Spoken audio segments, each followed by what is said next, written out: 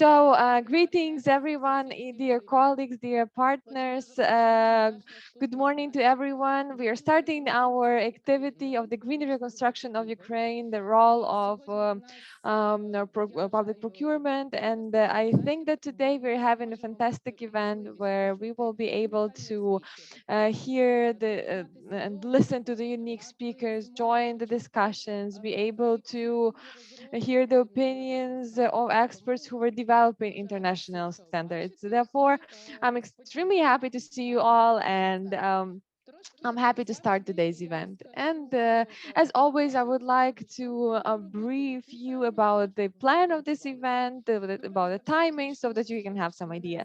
So let's start with the introduction. My name is Rita Bratash. I'm a advisor to the General Director of UKRNDNC, National Standardization Body of Ukraine. Some of you may know me, some of you may not, but I'm happy to see you all.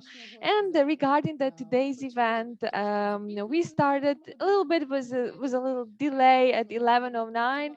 According to our plan, we are working, talking, discussing until 1 p.m. Kyiv time. And dear Rebecca, I would like to ask you to share the agenda of today's event on the screen, please.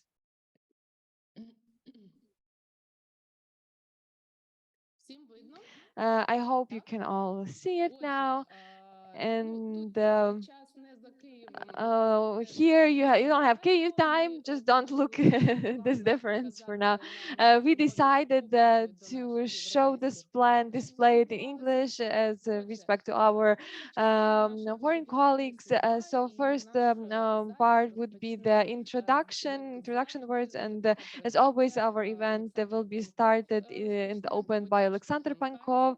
Then we will have Stefan Kaiser, then we would start the presentations, our speakers, and after that we will have a short discussion, conclusion and closing of our event when Mr. Stefan will do that. And a small remark after the greeting words, after let's say in some 10 minutes, I would like to ask you all to switch on your cameras so that we can take a photo, like for memory, family photo, let's say.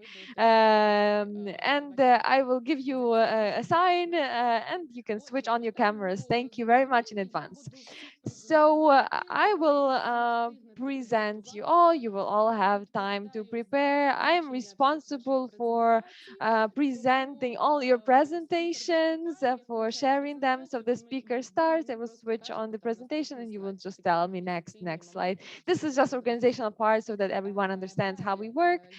And I would also like to ask you about something. We have two simultaneous interpreters. These are the ladies who are experts in standardization for the infrastructure field. These are Antonia and Julia. And I would like to ask you, all the speakers, to respect them, to speak slower. I'm not telling this to myself as well because I'm too fast, so that the interpreters can keep up with you and can translate and interpret all your ideas, and that all the information is properly interpreted into Ukrainian or another language. Yes.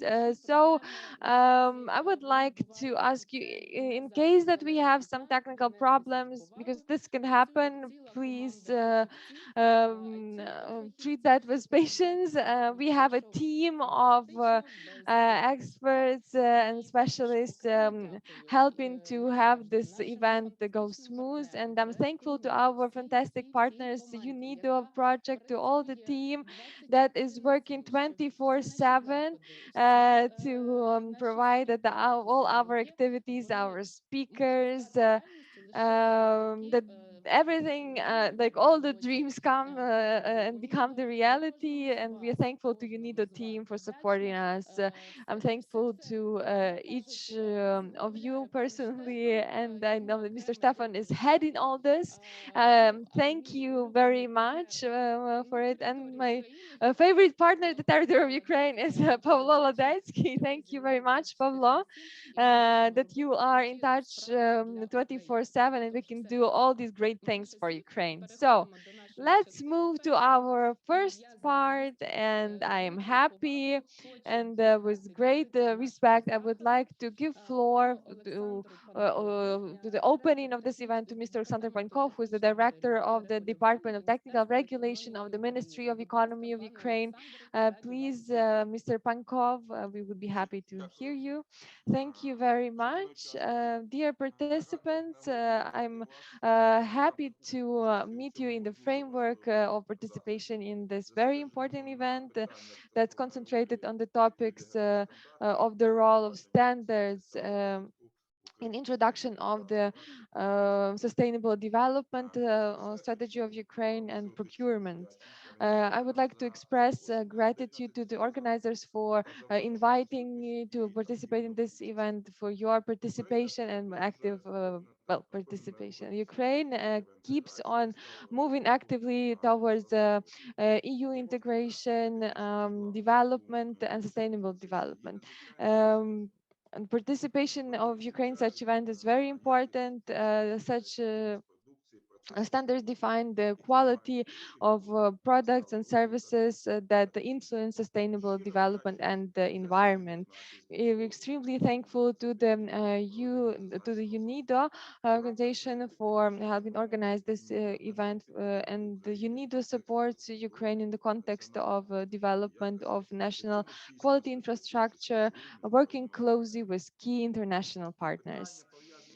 All the topics related to green economy concentrated on joining forces of national and international partners on different initiatives, including green transformation. Ministry of Economy of Ukraine pays extreme attention to the development of standards that meet highest European requirements. Cooperation with you, representatives of different fields and organizations, gives us the opportunity to have this feeling of state-of-the-art activities. And it opens us way to improve the quality of our products and services and involve investment in Ukraine. European standards are important tool in order to reach our strategic goals to develop Ukraine. High quality of standards is one of the conditions to sign the ACA agreement with the European Union. The use of standards as the basis for technical regulation maintenance is the key element to define different investment projects, state procurement, and other events. We have to draw attention of society and partners of Ukraine to the topics of green reconstruction. Today's event gives us a unique opportunity to share the ideas, opinions, and your participation in this event shows your willingness to support our efforts in green transformation. The standardization in the field helps to increase and strengthen us at national and international market. We are interested in cooperation and participation in national and international European levels events.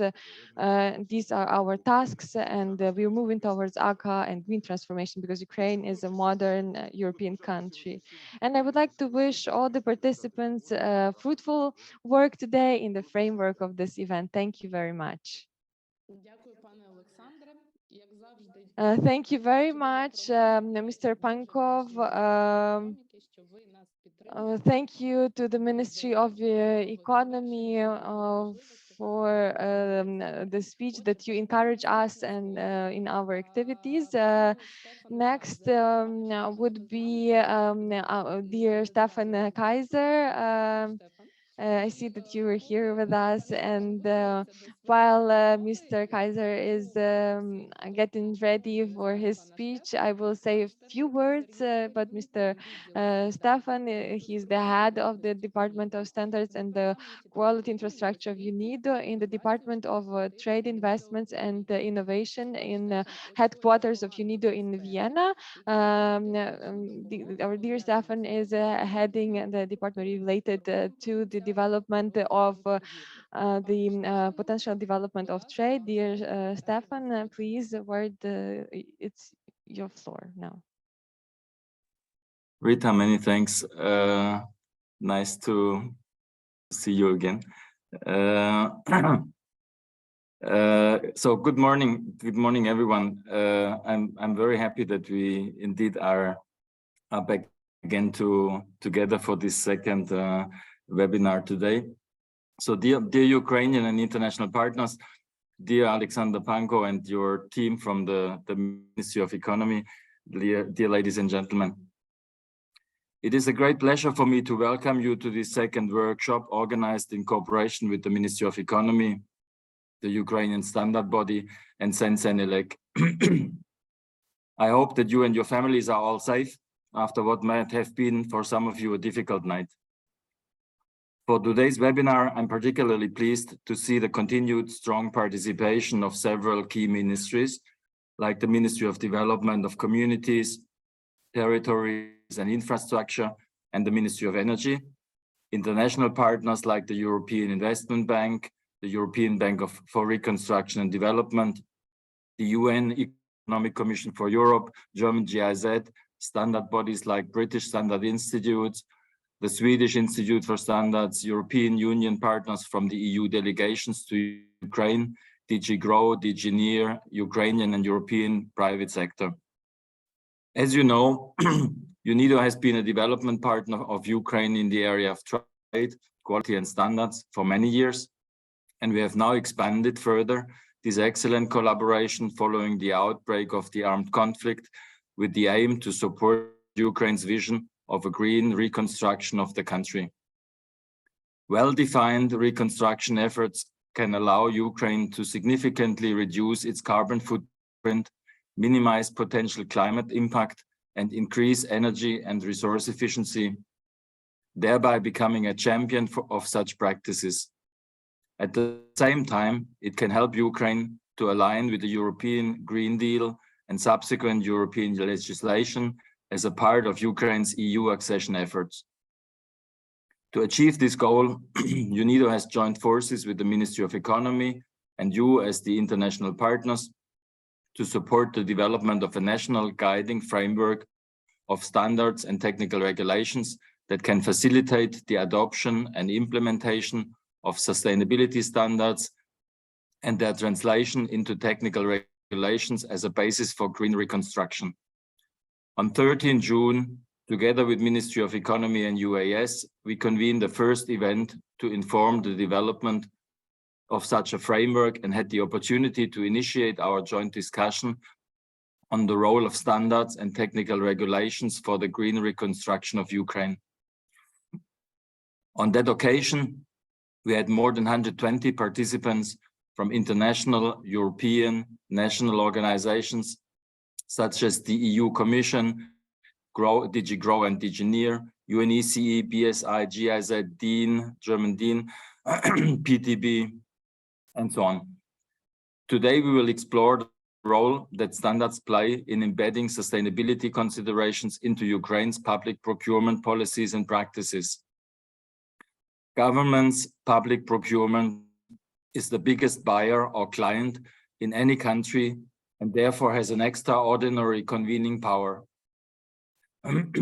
By using its purchasing power to choose goods, services, and works for green reconstruction with a reduced environmental impact, Ukraine can make important progress towards sustainability goals and become a pioneer of such practices.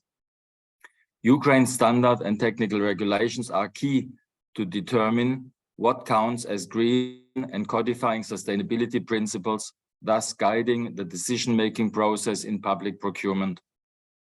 Giving testimony of the relevance of this topic, we have with us once again, many partners fully committed to helping Ukraine build back better, greener, and stronger. I'm very pleased to acknowledge the participation of our distinguished speakers from EU DG Growth, the European Bank for Reconstruction and Development, the ISO Technical Committee for Sustainable Procurement, and national public procurement agencies, namely Prozoro from Ukraine and Consip from Italy. We see this workshop today as an opportunity to learn from you, to capitalize on your experiences, and to identify ways to fast-track the development of a national guiding framework for green standards and technical regulations for Ukraine. This will ultimately contribute to the wider collective effort and ambition you are all part of to support Ukraine in using these times of disruption as a springboard to a greener future. We look forward to further identifying synergies and opportunities for joining forces with all of you, the partners present today, so we can together support Ukraine in its effort to put sustainability at the core of reconstruction. Beyond today, we aim to continue our discussion with all of you over the next months in preparation for the development of the National Guiding Framework. We will organize additional workshops on other relevant topics for reconstruction in September and October, such as the adoption of specific standards for green construction or the role of conformity assessment services. We look forward to your continued participation in these events. We thank you for your contributions and to the exchange that we have today on today's topic, sustainable procurement, sustainable public procurement. Many thanks, and I wish us all very insightful discussions and deliberations. Many thanks.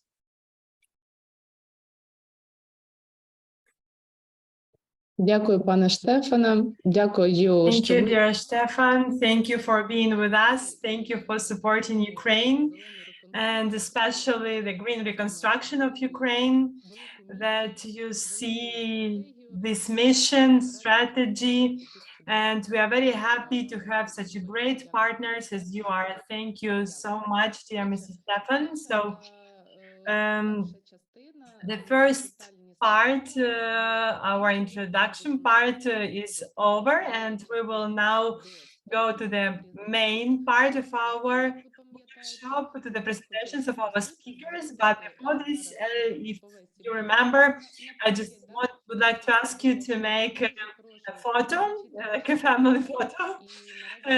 So please switch on your cameras, and now our IT specialist will make our photo. So yeah, please have your cameras on.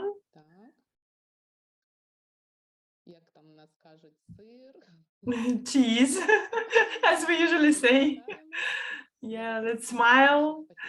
Now I will ask our specialist once again. Cheese. We have it. Great. Thank you so much.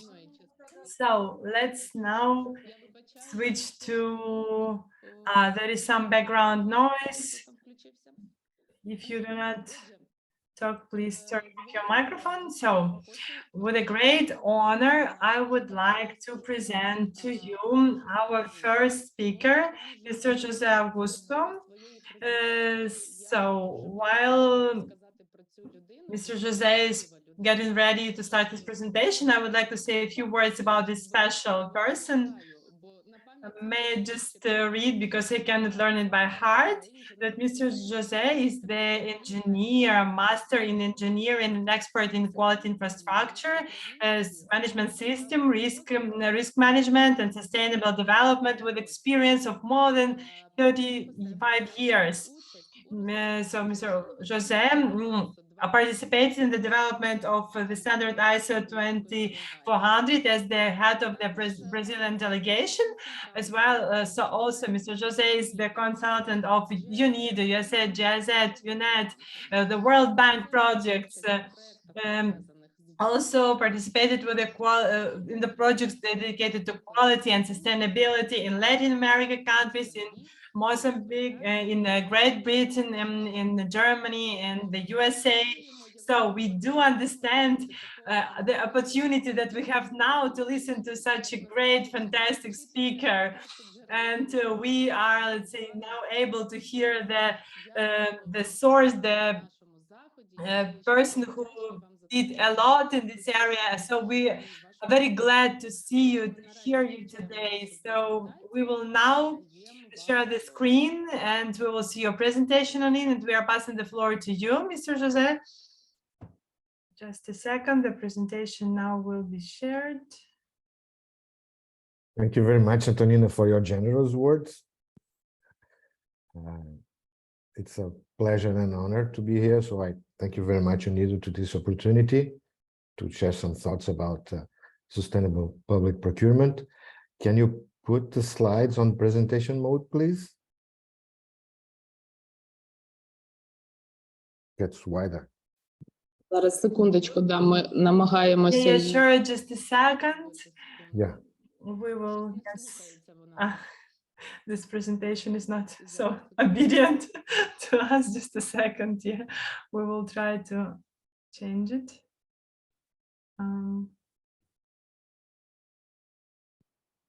Press the button just close to the Zoom. Yeah, thank you very much. Да. So the idea is, can you put the next slide? It is a very short summary. So I will introduce yourselves to what is ISO 2400, the ISO standard for sustainable procurements. It's a guidance standard. So the main part of my presentation is about that. Then I will address some trends on sustainable public procurement around the world, which are related or interesting, looking to the standard. And then I make some thoughts about how SPP could contribute to the green reconstruction of Ukraine. So let's move to the first one. The next slide, please. Yes, thank you. So this is, in a nutshell, what is the whole engagement of people when we write it down, that standard. So it involved 52 countries from all the continents. It took something like 4 years to develop that standard, and it's a guided standard. So it was the first step within ISO to having a standard that addressed the issue of procurement as a function, and with a specific look to the sustainability, to use procurement to promote sustainable development. So it's a guidance standard. So it hasn't requirements. It's a flexible framework, and the whole idea is to allow understanding what is sustainable procurement as a whole, and how sustainability impacts different levels of procurement activity within the organization, and of course within the activity as a whole. So in terms of policy and strategy, the organization, the process, and so on. And then there are some guidelines and recommendations on how to implement, in practical terms, sustainable procurement. This logo that appears on the right, below the right screen, is on a site that is promoted by the members of the committee, where you can find a lot of information about the standard and its implementation around the world. Can you go to the next one? The next slide, please. Yes. So first, let's start from the beginning. What is, in the understanding of the standard, sustainable procurement? It's a procurement that gives or delivers the most positive environmental, social, and economic impacts possible, and with a look of the entire life cycle of the good or the services that are being bought by the organization. So it's not only about the object, the good, but also on the supply chains and the use and what happens after the use. So this understanding is really important to see that in order to have a sustainable procurement happening, you need to look what you are buying, but also some other things. Can you click again, please?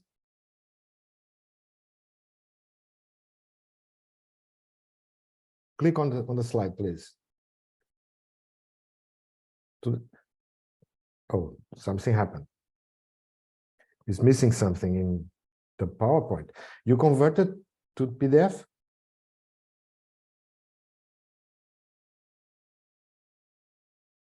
Okay, so can you go further?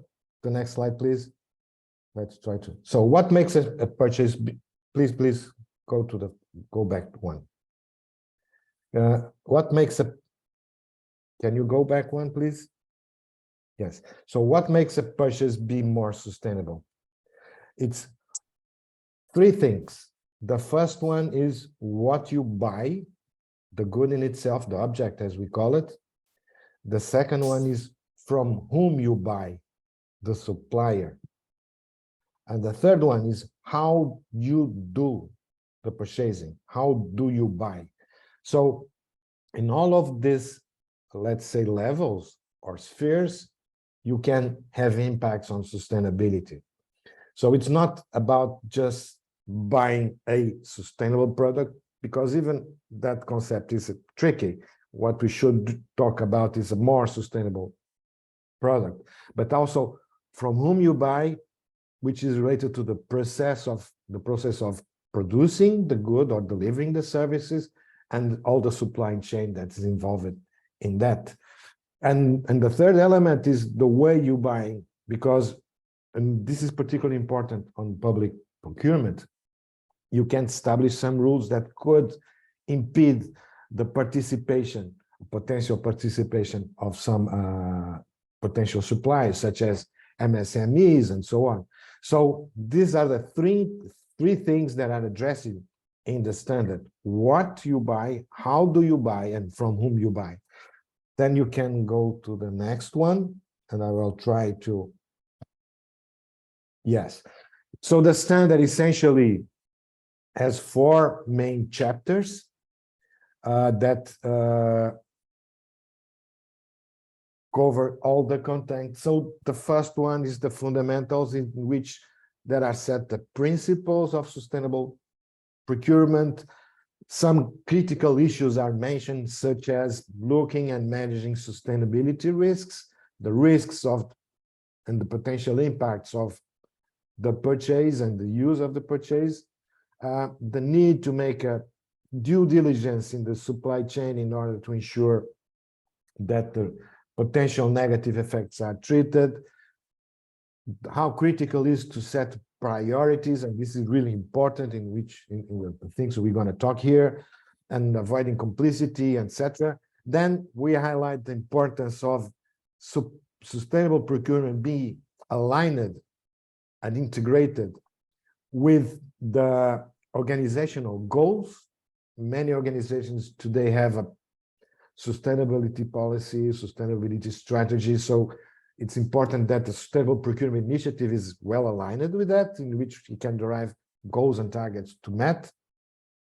And then highlights the importance of what we call it, the procurement function, the elements around inside the organization that deal with the procurement, because it's not only an issue of the buying department.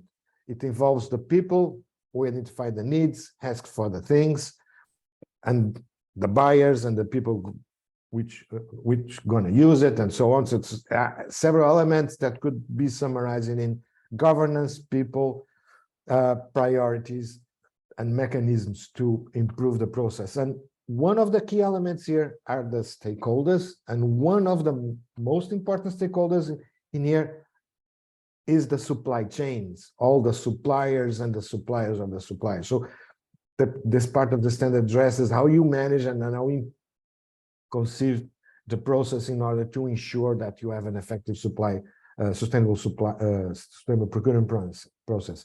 And finally, the common buying process or purchasing process, in which once identifying the need, then you make all the stuff to set the requirements, select suppliers, all the tender process and so on. So can you move to the next one,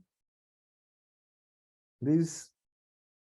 Yes, it's supposed to have two figures here.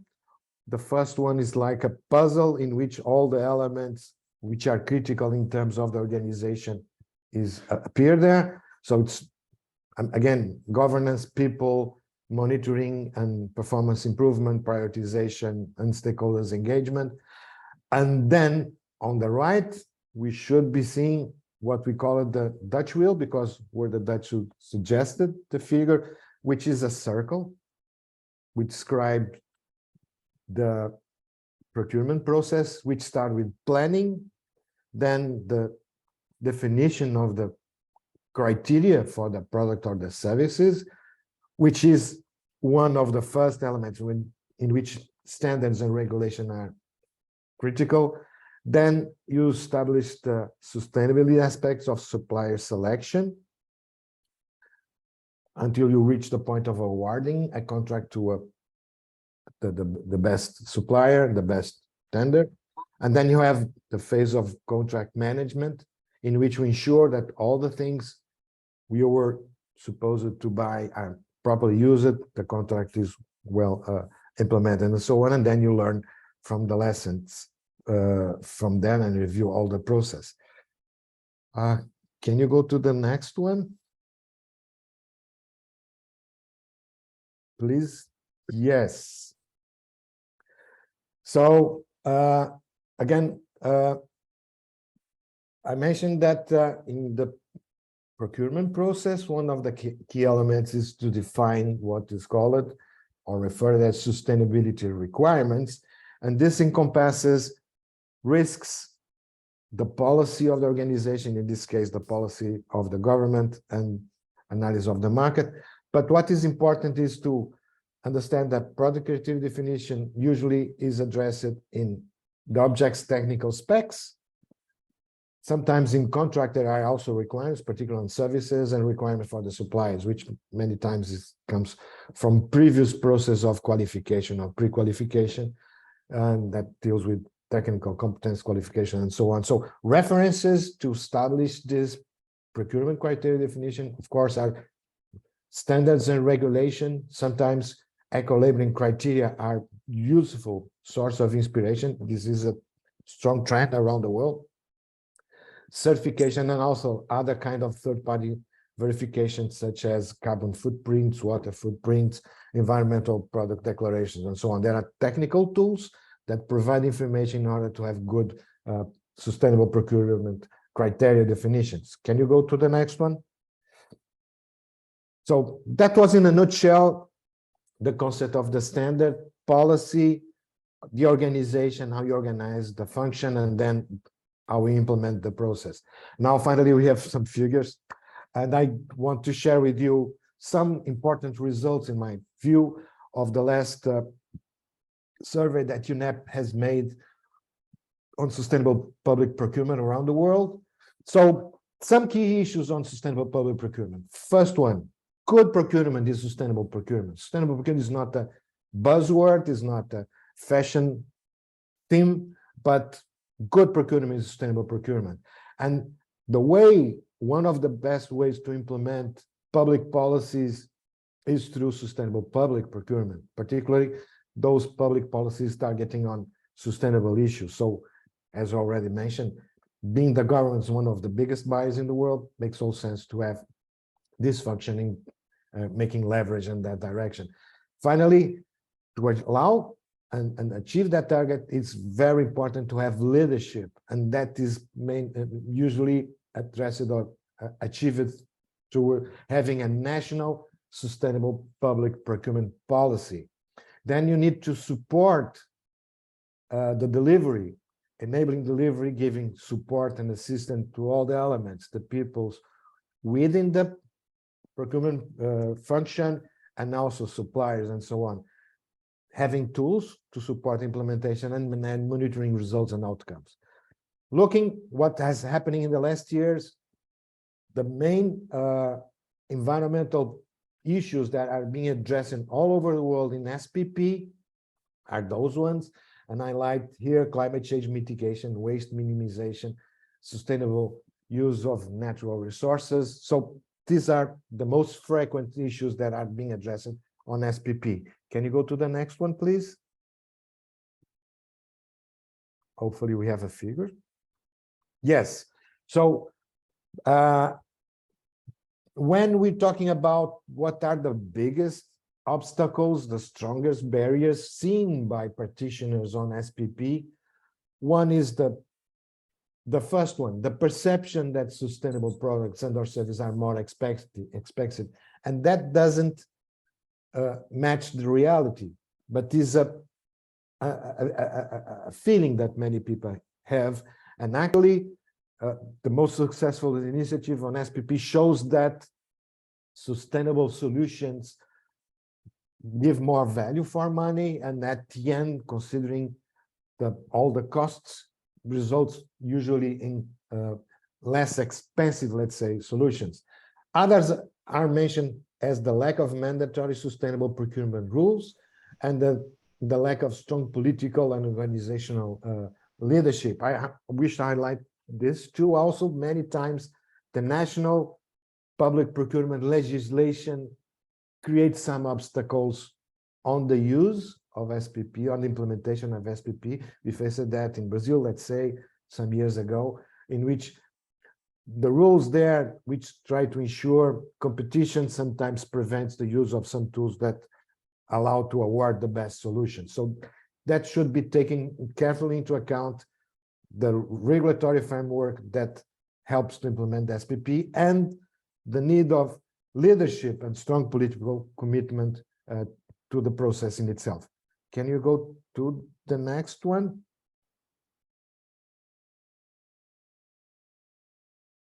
Yeah, so the strongest drivers are policy commitment and goals, mandatory sustainable public, then, as I said, in a nutshell, was that. But when we look to the contribution that SPP can have to the green reconstruction of Ukraine, well, it's a tool in which we can help to ensure better and more sustainable infrastructure and solutions. It fits well to the priorities that are already identified, such as housing, mobility, and energy. But what is important is the initiative should address in an integrated approach the three, let's say, phases of construction: design, process, and materials. And that should be understood that you cannot deal that in a separate way. It should be integrated and in a way that supports and encourages innovation. It is essential to prioritize what are the sustainability issues that you wish to address with the initiative. As I mentioned, when I mentioned the standard, prioritization is key. So we need to define what are the main sustainable issues that you wish to address through the SPP. And then you can ensure a lot of elements that are typical from sustainable public procurement could help to deliver, that are related with sustainability and the near future. So can you go to the last one, please? Can you? Yes. So to achieve this, is important to have a sustainable public procurement policy, exercise leadership on the highest political level as possible, have clear and objective legal framework for SPP, have a huge effort on capacity building through the procurement function. That means not only the buyers in the government, but the ones that define the decisions, identifying the needs, and so on, set clear priorities, have in place support mechanisms to the process, and this intensive use of standards and conformity assessment mechanisms to ensure that you have the right solution for the clear defined problem. And finally, in a nutshell, just please, the next one. So the major takeaways, yes. So policy with clear priorities and goals, articulate the procurement function of the state. I don't know if In Ukraine, you have a central body that makes all the purchasing or is decentralized, but they should share the same thought. The leadership, capacity building, and standards and regulation and quality infrastructure as well as key tools. That was my intention to deliver to you. I apologize for the issue about the figures. My PowerPoint has them, but something happens when the presentation was made, and I hope that in certain level, I could overcome that difficulty. Thank you very much for your attention and the opportunity to be here.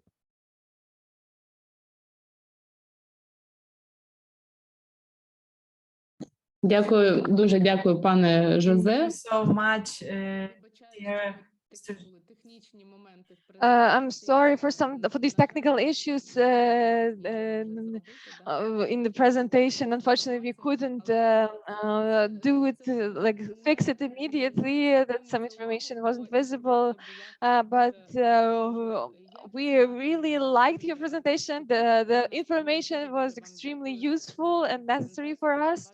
Therefore, we are grateful to you for the preparation and the presentation. And I'm very happy to meet you now and to say that I know a person who was developing the standard 2400. So I'm happy to say that our next speaker is Samira Guzetta. I will try to speak slower so that everyone can keep up with me. So Samir is the expert on policy of innovations and sustainable development and procurement, EU Commission, DG GROW. Samir is the expert on the public procurement of EU Commission. Also, after several years of working as the head of public procurement in governmental authorities, then she was the head of the division on legal issues and innovation procurement, specialized in the healthcare sector. Also, Samira was the head of the division of innovations of small medium enterprises in the authority of public procurement in France. And then in 2020, Samir joined the EU Commission in order to help development of public procurement and innovations in Europe. And overall, Samira is in love with the development of public procurement and innovations in public sector. So we are very happy to listen to your presentation, dear Samira. Now the floor is yours. Good morning. Thank you very much for the invitation. My presentation will really I will focus mainly on the different initiatives we are launching in order to, let's say, foster the development of green public procurement. Next slide, please. First, I would like to start my presentation with sharing with you what is our vision of strategic public procurement. Next slide, please. Yeah, next slide, please. Thank you. The first thing is just to see what are the data that are available and show what is the let's say, economic power of public procurement. In the EU, it's around 14% of the GDP, and the number of public buyers is really big. All these data are gathered from the TATE database, and it's also provided by the member states, but we think that they are a little bit, let's say, under the reality, but still we see also that the number of let's say procedure are below the thresholds, which means that this is where the value for us is. This is where we really need to focus and to work with the public buyers. And it's also I would say public procurement is kind of a horizontal topic. It's really focusing on different sectors, and this is where we see also the power of the public procurement as a way to let's say shape a new market, help the development of innovative and sustainable solutions in the internal markets. Next slide, please. So what we see now is the let's say a change of the use of public procurement. Before, public buyers were really focusing on the phase on the tender and I would say that just focusing on the procedure. So it was really mainly an administrative and a legal approach of public procurement, whereas now there is a change of paradigm, and especially when it comes to green and social procurement and also innovation procurement, this change of paradigm is important, which means that now there is two steps that where public buyers are really focusing and or started to focus, let's say. They start to work with more and more closely with their ecosystems, with startups, with SMEs, with innovation agencies, with incubators, meaning that they need to work with who are developing now the innovative and sustainable solutions, and using all these exchanges, these dialogues, in order to better prepare the procedure, the contracts, and as it was mentioned in the previous presentation, to get a good knowledge of the supply chain and how the suppliers are working in order to make it more sustainable. And the second steps or phase where public buyers are focusing more and more now is also the contract execution, meaning that where you have to monitor if what you have purchased is really sustainable. It's the relationship you're also building with the suppliers and with the markets. So this change of paradigm now is getting more and more, let's say, I would not say mainstream, but it's emerging, and especially it is really helping in order to develop good practices when it comes to green and social procurement. Next slide, please.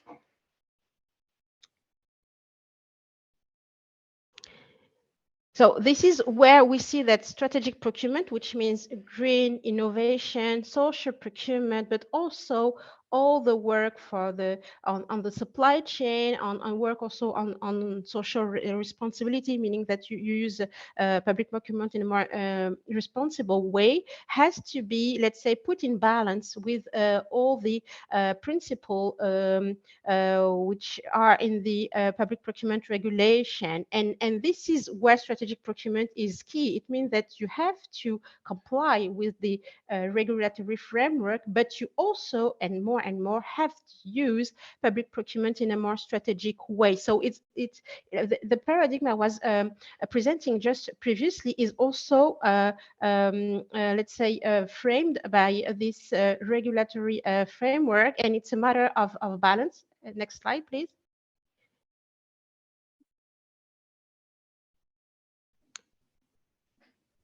So what we are doing is really helping public buyers to transform their approach of public procurement from a more administrative process towards a strategic tool, which means that we are focusing now on launching different initiatives and to let's say support public buyers in order that they make a better use of public procurement. First on working on creating a more efficient and more competitive internal market, but also on working with public buyers so they can work in a more collaborative way. We have also developed different tools to support their work, and we're also working on sectoral legislation in order to build a new legislative framework so they can buy more sustainable goods and services. Next slide, please.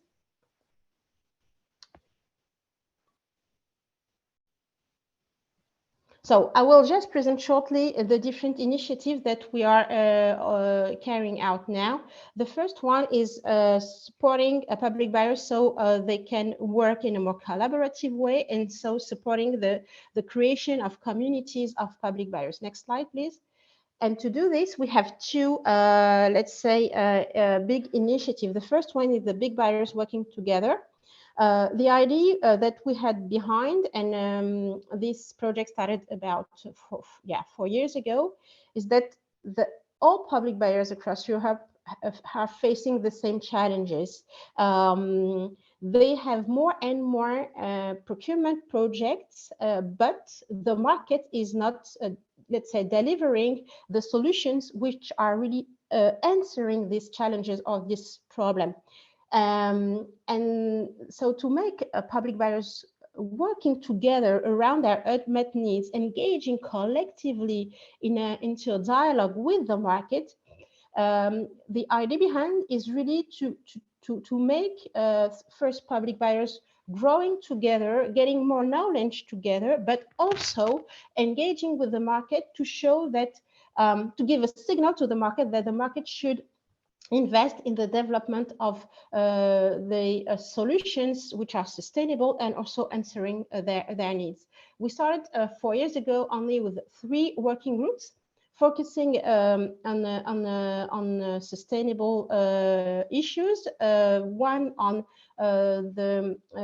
was about the development of zero emission construction sites. The second one was about how to buy circular construction material, and the third one was on green, on heavy duty electric vehicles. For these 3 topics, the market was really not ready, meaning that there were no solutions available on the market. Can we pass to the next slide, please?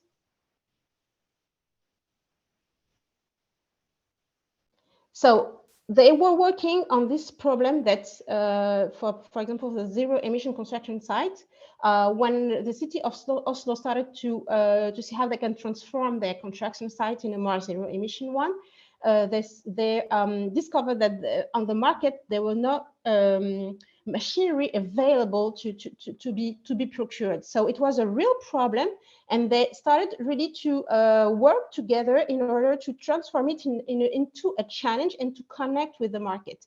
So they engaged with several other metropoles and big cities, and engage with the suppliers of those machineries, and started to really to create a dialogue on how they could test this new machinery on some sites, and started to build pilots, so they learned together, I would say, even with the market. And in the end, what it brought for these buyers was really to build all the elements of the tender documents in order to create pilots and to buy those machinery, but also to connect with the market, and to make sure that if they launch this kind of procedure, they will have some suppliers selling also those machinery. So it's really starting from problems, meaning that you have new challenges, but the old solutions available on the market are not really answering your needs, and you need to transform it into big challenges so you can connect with the market, specify where are your let's say big problems and new needs, and really engage the dialogue with the market, so you then start let's say you can launch the procedure. Next slide, please. So what happened for the zero emission construction site is that they started with the city of Oslo, and now we see that other cities across Europe are also launching their own pilots. And it means for the companies which are developing this machinery that there is a real market, that cities are more and more engaged in transforming their construction site into zero emission ones. They have created this big, let's say, database where they can share a lot of knowledge, but also a lot of documentation on how to buy this solution. But what happened is that the cities saw the added value on transforming their construction site into a zero emission one, and have built this joint statement of demand with this target in 2030 to have at least 50% of their construction site emission free. And I would say that this is for us the main, let's say, example to show that you use public procurement and you use sustainable procurement to set these high political engagements. Next slide, please. So as we see the value of bringing buyers working together and sharing together and growing together on this, let's say, pretty complex topic, which is sustainable procurement, we have this idea to also develop an online platform to support the work of these working groups, and also to build new communities of practice. This community was developed was launched recently in April 2023. And our objective is first to offer, let's say, one space where you can find all the information linked to public procurement in the EU, but also where you can exchange with with other members on the platform, create new discussions, share resources, events, news, etc. And the third space is the communities of practice. And for us, this is the core of this platform. We believe that by bringing buyers working together on different problematics, on different topics, they will develop the solutions and the tools and the means really to overcome the barriers that we have when it comes to green public procurement. Just to give you an example, we have a community of practice linked to the BIM, which is the building information modeling. And this is also a way to make a construction more sustainable, but it's very complex for buyers to use this digital tool. So to have buyers working together so they can develop the different procurement strategies, they can engage with the market, discuss with the market on how to implement BIM in their procurement. This is one of the main results we will achieve through this community. I will not be long because on this platform, but please just you can log in and create your member profile and just navigate on the platform, and you can join the different communities and participate also in these communities. Next slide, please. The second initiative we have is first we have the communities of practice, but we also want to support public buyers to make innovation and sustainable procurement happening on the ground. So we also finance different type of project. Now we're just focusing on one. Next slide, please. Which is the InnoBroker project. So it's a project focusing on the development of brokerage activities. Organization which really bring public buyers and suppliers of innovation and sustainable solutions closer. So this broker develop different activities in order to support the public buyers, so they can identify where they have some needs which could be linked to innovation and sustainable solutions emerging on the market, but also work with the suppliers and bring suppliers closer to the public sector. One of the barriers when it comes to sustainable procurement or to innovation procurement is that the innovators, the companies which are developing the solution often don't see the public sector as a market. So it's also a matter of how to support SMEs and startup really to bring them closer to the public sector and to the public buyers. And this kind of let's say brokers have a key role really in bridging the gap between suppliers and public buyers. We have two consortia, and one, for example, is focusing on the clean tech sector, which means that when it comes to innovation and let's say more and green procurement, innovation is key. And this project shows that by really making these two world discussing more closely, it makes also possible to buy in a more sustainable way. So next slide, please. And the last, let's say, initiatives we have is to create new knowledge. Next slide, please. So we have developed several services in order really to support public buyers to use green public procurement. We have a help desk which provide several type of services on green and social procurement. You can reach the help desk by phone or by email, and to ask the different questions you may have on a project. The help desk also publish every month a green public procurement news alert with news and different case studies, pretty well detailed, so it can really inspire also other buyers. We have also webinars, so this help desk is really useful for public buyers to get a lot of information when it comes to green and social procurement. Next slide, please. We also have developed guidances on green public procurement, and we also work with DG Environment to develop green public procurement criteria. So far, we have developed GBP criteria for 20 products, but it's an ongoing work, and those criteria are always let's say, improved with the different feedback of an advisory group, which is very helpful in order really to improve the work we are doing. Next slide, please.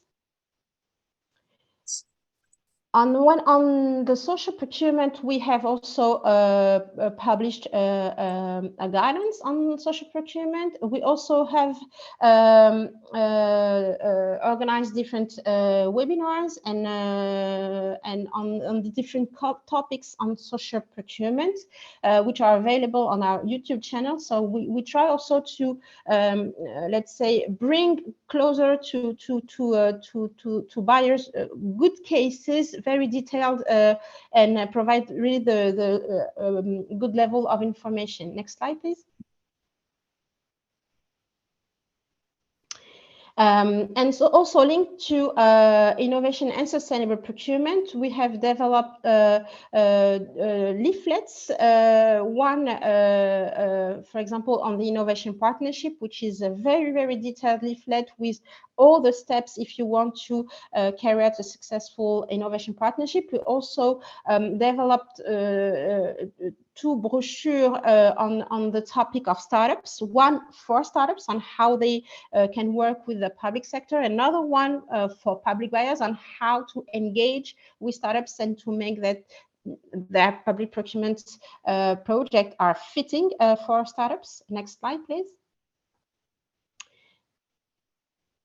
So just to finish, my key takeaways here for you is first, as a buyer, do not work alone. This is really important.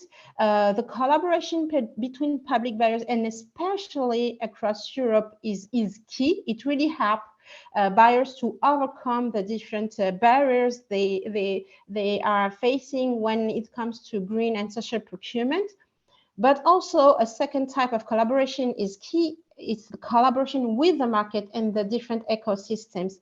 It is really important, especially when it comes to sustainable procurement, to know how the supply chain is working, what are the different new technology emerging, which are also, let's say, sustainable. And this collaboration is key if you really want to develop green and social procurement. And the third point, it was not mentioned in my presentation, but of course, I mean, capacity building. It's really important that I mean, public buyers change how they approach the procurement and how they started to develop new skills in order to develop let's say, a more collaborative approach to procurement. So it's really about not just knowing how the legal framework works, but more also about knowing how to engage with the market, how to get the information you need in order to build your procurement strategy, and also how to work with other public buyers, so you can also together grow and develop the learnings you need to better use public procurement. I think I finished. I'm very sorry if I was too long. I hope it was interesting. Дякую, пані Саміра. Thank you, dear Samira. It's always takes long time when you speak from your soul, from your heart, and when you're very enthusiastic and excited about it, and you want to say more and more and to, let's say, develop this topic as much as possible. So thank you so much. Thank you to the European Commission for your involvement. I would like to thank you, Joe, as well. So we're a bit out of schedule, and I would like all the speakers, if it's possible, could you please maybe shorten or like reduce somehow the time of your presentation, because if it's possible, could you please speak a bit slower, because for the interpreters it's quite difficult to interpret everything with such a pace. So if it's possible, yes, could you please speak slower? And also, I would like to remind all the participants that after we finish our event, we will provide you with all the presentations of the speakers. Also, this webinar is being recorded, so you will be able to come back to the materials, to watch the videos, all the numbers, let's say figures. You will have it all this information. So the next speaker I would like to present. We had Liza Neviadomska stated in our program, but it happened so that she's on the sick leave, and it was necessary to replace our speaker, but also we have a speaker from the European Bank of Reconstruction and Development, so it's Mrs. Dorina Gitaro, the acting advisor of the Bank of IBRR. So I do hope that my space is okay. So I would like to say a few words about our speaker, Ms. Dorina. So we will be able to share the screen and to show the presentation. So Ms. Dorina has 19 years of professional experience on the position of the docent of the main courses are the international trade and trade policy and economic integration. So Ms. Dorina has experience in the Ministry of Economy of Moldova, and also starting as of 2013, she has been working in the European Bank of Reconstruction and Development and as an expert on issues of regulation and policy in Moldova, Tajikistan, Kyrgyz Republic, in Northern Macedonia, and also in working as a national consultant. Mrs. Dorina joined Moldova in the framework of the multilateral agreement on public procurement. So the main focus of the current projects of Ms. Dorina, this is the public procurement sector reforming in the of the Republic of Moldova in the context of multilateral agreement on public procurement. So we will now be able to share the screen. We are listening to you, and I would like to remind you to let's say reduce a little bit your presentation and maybe to speak slower for our interpreters. Thank you so much. So the floor is yours. Good morning, everyone. So first of all, I would like to thank the organizers for organizing this important event and for inviting EBRD to contribute to the event.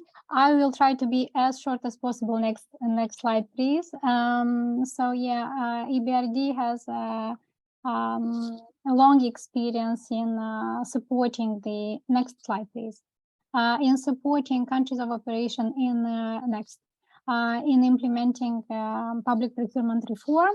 And the legal transition team that I'm working in is focusing mainly in providing this policy and tactic advice. But besides that, it is very important for us to support countries in implementation. And for this purpose, specific and proper implementation tools and instruments are very important. And for us, the approach to digitalization in implementing reforms in public procurement is of vital importance, I would say. And for this purpose, we look very much into, the whole process and the approach to that, from publication, real-time interaction, implementing at the transactional level OCDS and open data, and approach to the different kind of digital tools in a way as to change the whole paradigm and focus not just kind of trying to transpose what used to be paper-based in digital form, but just switching and changing and having proper tools and instruments in a new era. And for this purpose, interoperability, data exchange, and data-driven processes are very important. Next slide, please.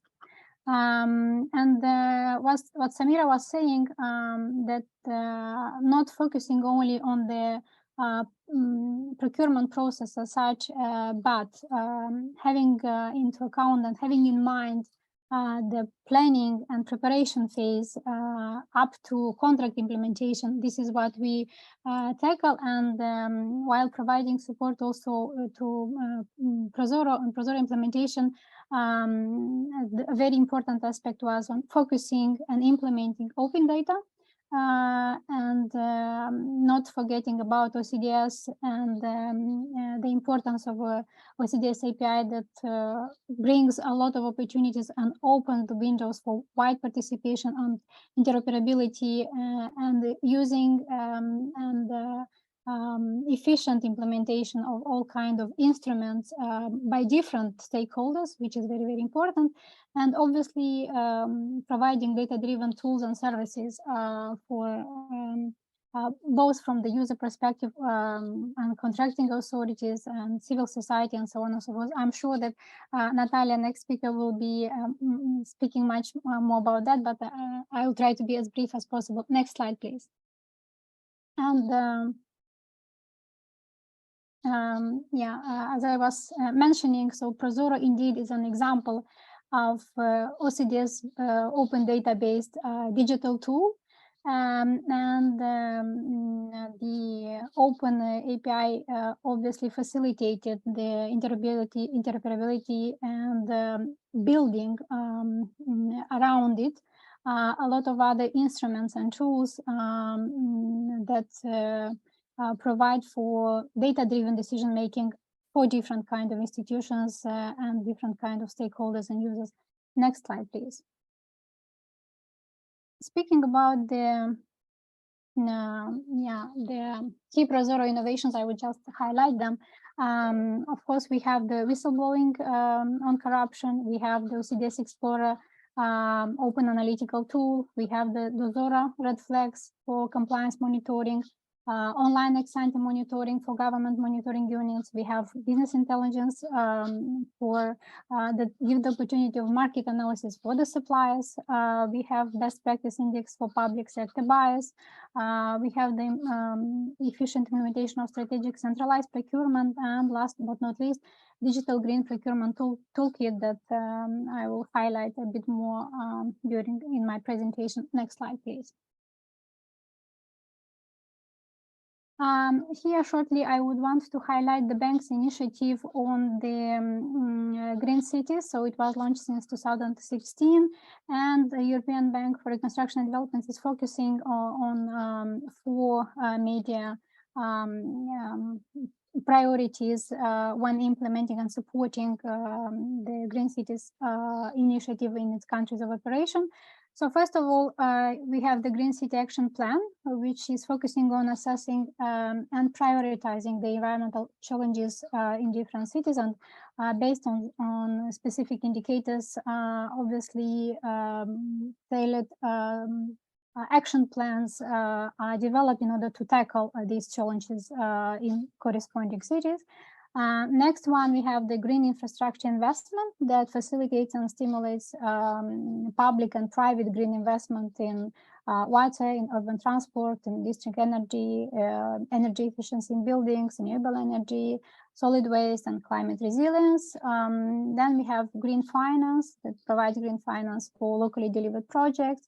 And last but not least, we focus on capacity building for corresponding administrations in these cities. Next slide, please.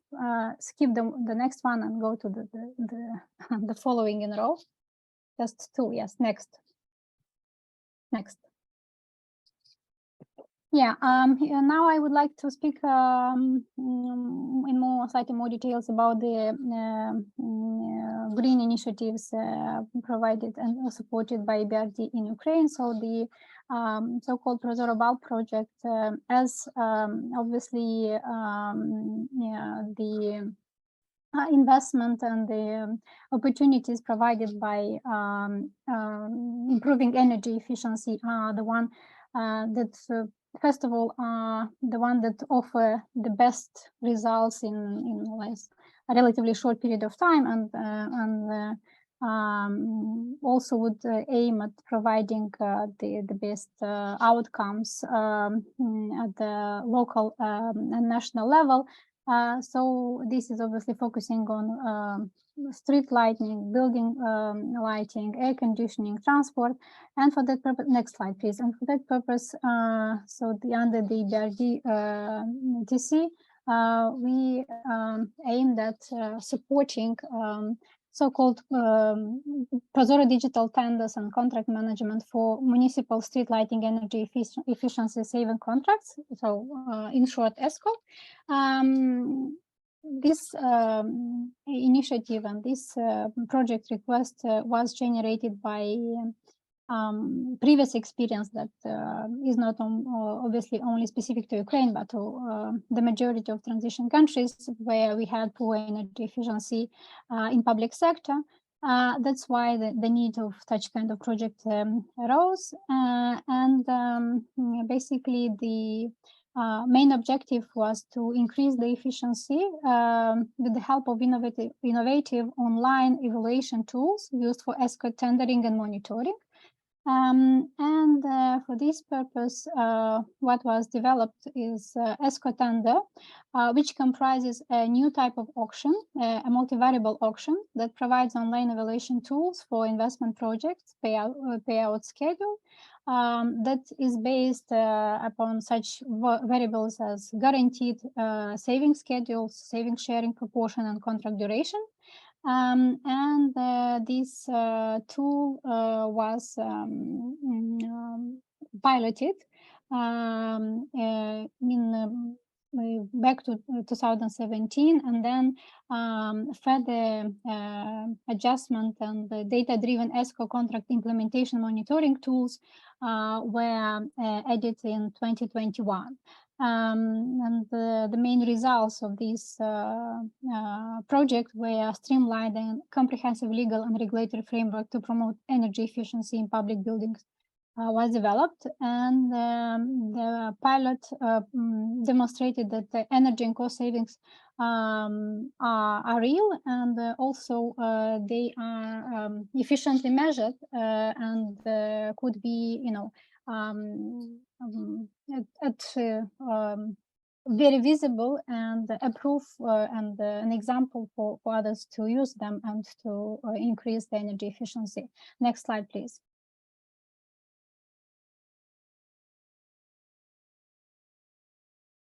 The next we have here, I see there is a problem with this slide. Okay, then we have the next project implemented by VBRD, Digital Toolkit for Sustainable Public Procurement, Green Online Shopping for Prozoro Marketplace. And since we have back from 2015 in Ukraine a number of initiatives aimed at improving the policy and legal framework for energy efficiency, and this was the EBRD provided support in basically implementing this, and the main objective of the support was to increase the visibility of new legislation on energy efficiency and green procurement among public bodies, and encourage sustainability and sustainable procurement among those public buyers, improve the understanding of the energy efficiency evaluation by government, by business, by all stakeholders involved, implement online tools that simplify the green procurement and allow for popular use of environmental friendly technical standards and award criteria in the procurement conducted in Prozoro, and establish an analytical tool to track the performance of green procurement in terms of real savings for the budget spent and as well for the environment. Basically transform the money value of saving into the savings for the environment. And the technology was basically a special technique tool implemented in Prozoro for this. A catalog of energy efficient products is available in Marketplace in Prozoro. We have the catalogs integrated with Prozoro, online technical specification, a building tool integrated with Prozoro, and the business intelligence tool with open contracting data standards that were extended to provide for green criteria, which obviously simplifies a lot the life and the activity of contracting authorities that have to do it and implement it. Next slide, please.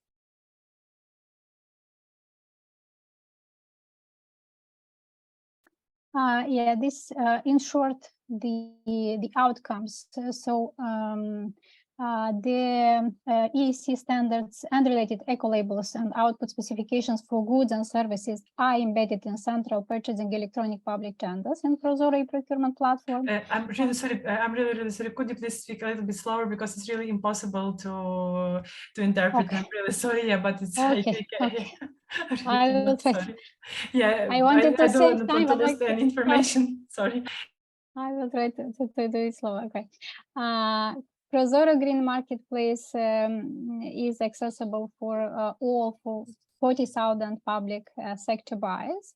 The online shopping is easy because there is no need for every potential either seller or buyer to know by heart and to understand and to navigate through these complex environmental standards.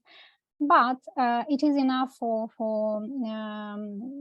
him or her to pick I want green product, and correspondingly the system will do everything for him, for her. Also, Prozoro operates evidence-based monitoring of energy efficiency savings expressed in monetary value upon buying, you know how much you have saved in money and what is more important, in your environment. So it's basically transform an equivalent of energy for environment is calculated. Next slide, please. And this would be the last, so bear with me a little bit more. Yeah, and here it's the estimation of 5 years of Prozoro impact, what green impact Prozoro marketplace can have. So basically, the state budget savings would be around 1,430 million. We would have around 40K public sector buyers, around 2,060 suppliers and contractors, more than 4.5 million online tenders. We have increased participation of SMEs, more than 78%, more than 7.8 million public contracts, and an increased participation and competition, so 2.38 bids per tender, more transparency, more competition, more efficiency. Thank you for your attention. This is it from my side.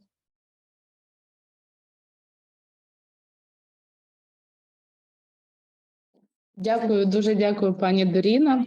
Thank you so much, Ms. Dorina. I was listening to you, and as usual, like I'm so proud of women who are doing incredible things for the whole planet. This is what I can say.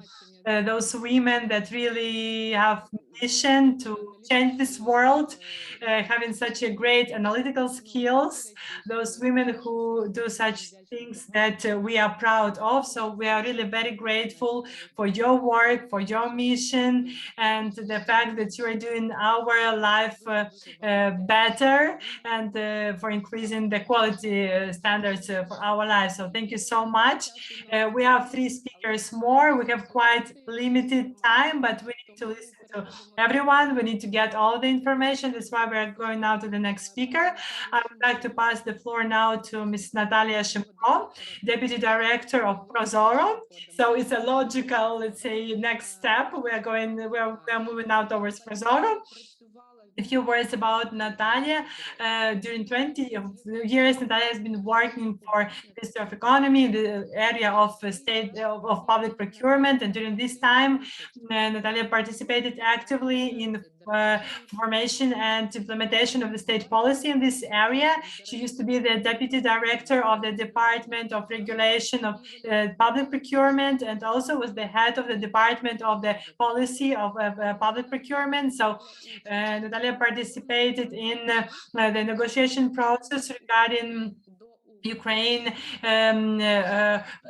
engagement in the WOT agreement, and also in the free trade agreement between Ukraine and Canada. So we are now going to share the screen, and we are very happy. We'll be very happy to listen to you.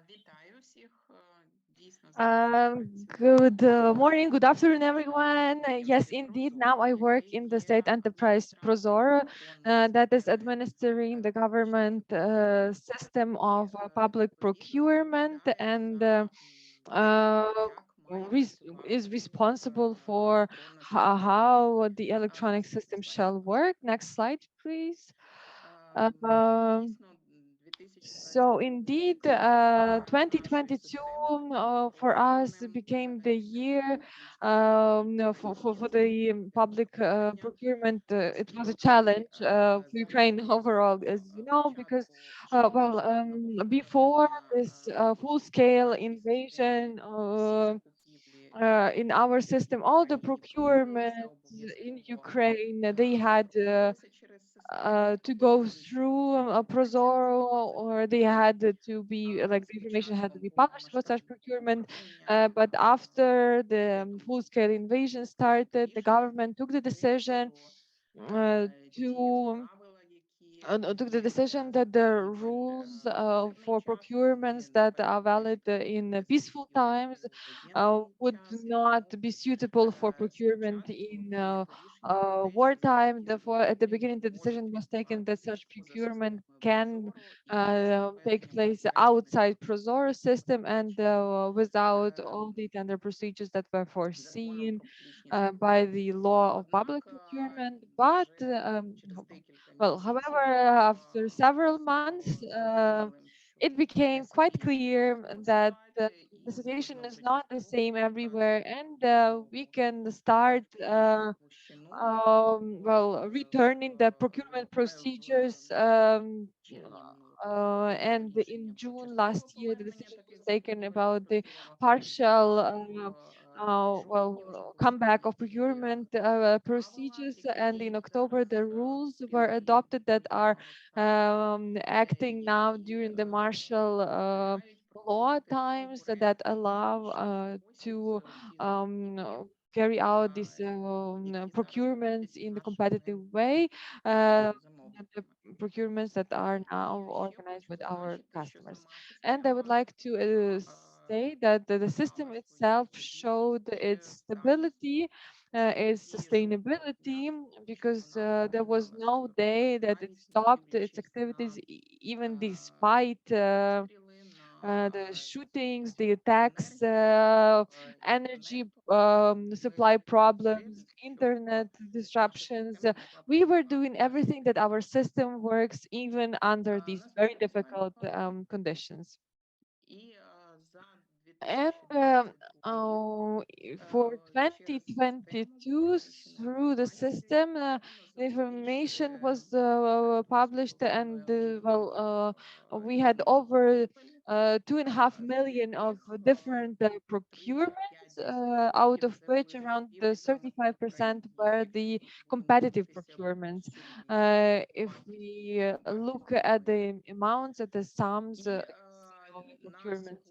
And as of today, this number is even growing. If you look at the data, latest data, then around 70% of procurements, as about the amounts, yes, they are used uh, and apply in the competitive procurement procedures or through the ProZorro market, which is also a competitive way for procurement. Even in these difficult times, our system anyway allows to carry out the competitive procurements and support our business, since it needs such orders from the government, and to carry out the procurement in effective way, use the money in effective way, so that our economy would have the possibility to develop. If we look at what products are procured the most now, you can see that first of all, these are the food products, fuel, medical equipment, agricultural products, and of course, these are the big part are the construction works, because we understand that Ukraine is to be rebuilt, yes, reconstructed in the results of the attacks that are happening every day, and the money is to be spent not just effectively, but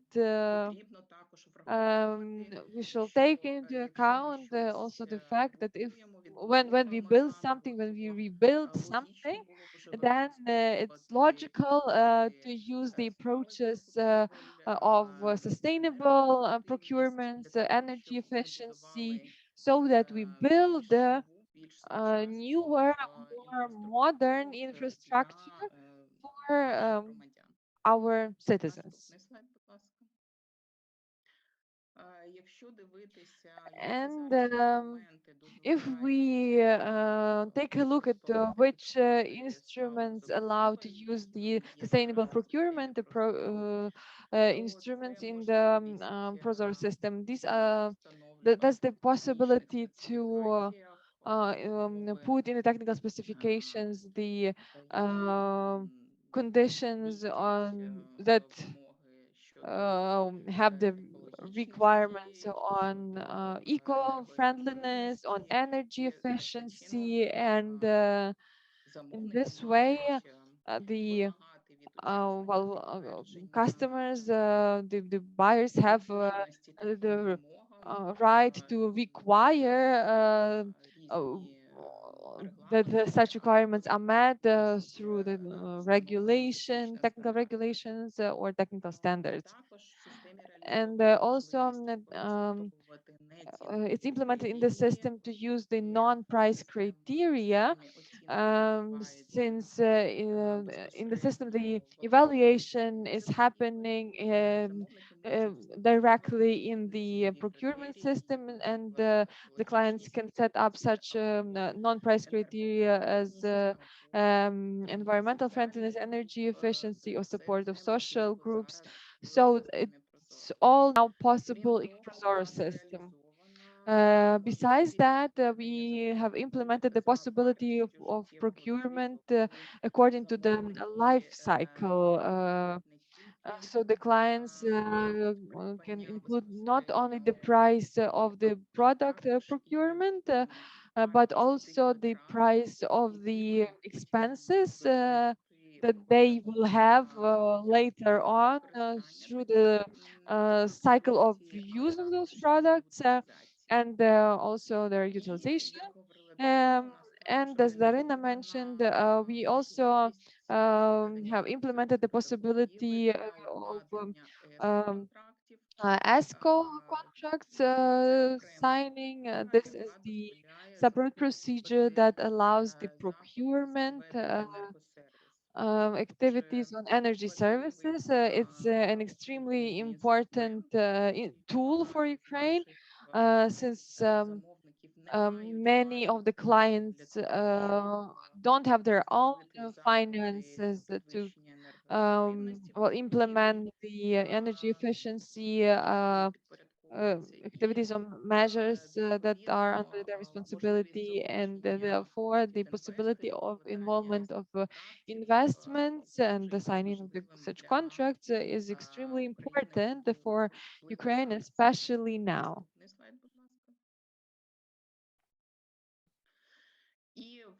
And in our system, we have implemented the possibility to mark with a special marking of the procurements that use eco criteria, so that other clients or society or businesses can look at such procurements and see how this practice is spread about the use of eco criteria during public procurement through Prozoro system.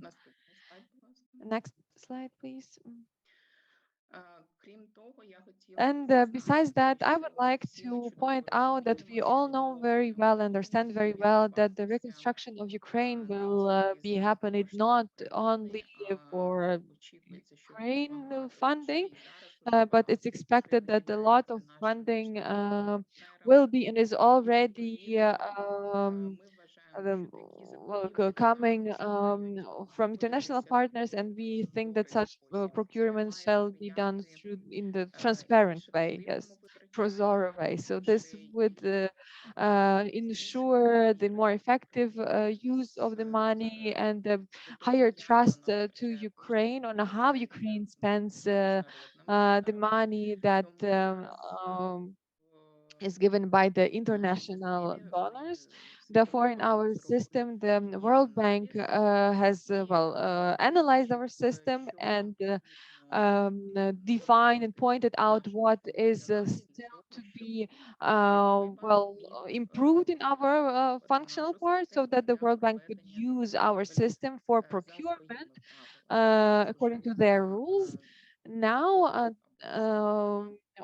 a lot of work has been done already. The system is ready uh, to the procurements according to the World Bank rules. And we are now finalizing the development for flexible tools, flexible instruments that would allow us the adaptation of our procedures to the rules that are used by the international organizations or donors, and so that they could carry out their procurement through ProZor system. Um, and thus, we would like that all the procurement for reconstruction and renovation of Ukraine are effective and are used and use the sustainability approaches for such procurements, that we rebuild our country in a better way. So it's a better country, more modern one, and more energy efficient than it is now at the moment. Thank you very much. Next slide. And I would like to finalize my presentation and say thank you.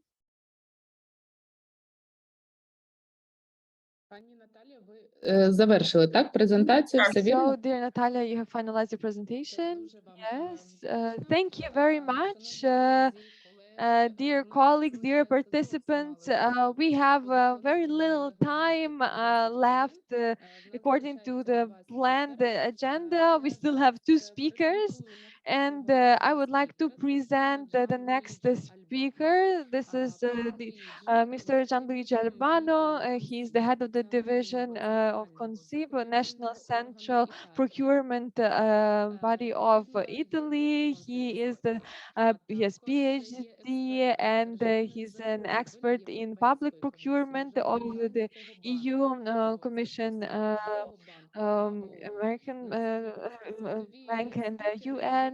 We have, world level speakers, and we have to take notes of everything that they say. Therefore, dear Gianluigi, we are loading your presentation, and we would like to give you the floor, please. Thank you. Well, thank you for having me here. My PhD supervisor used to say that if a person has something valuable to say, in general, 5 minutes are enough. So I'll try to stick to that, commitment when I was a PhD student, to sort of allow also the organizers to wrap up and get to some conclusions. Most of what I've put in my slides are very few ones. I've already been mentioned by other extremely insightful speakers. So the only thing that I want to mention are a couple of features related to the Italian system. So, well, first of all, CONSIP is the national central purchasing body, according to the European jargon. So we are a centralized procurement organization working for both central and local government. There are the other twin sisters at the regional level. We are the only one working nationwide. Okay, this is very important. We basically provide public authorities both with framework agreements, so tools for purchasing things, goods, services, and also negotiation tools for carrying out on their own their procurement processes. When we going back to our sustainability issue, the first thing I want to say that in an Italian regulatory system, the first important thing is that public authorities may use the life cycle approach when for evaluating tenders. This is a necessary, not a sufficient condition, but this is necessary. If you don't have it, there is no way you can implement sustainable strategies. This is one.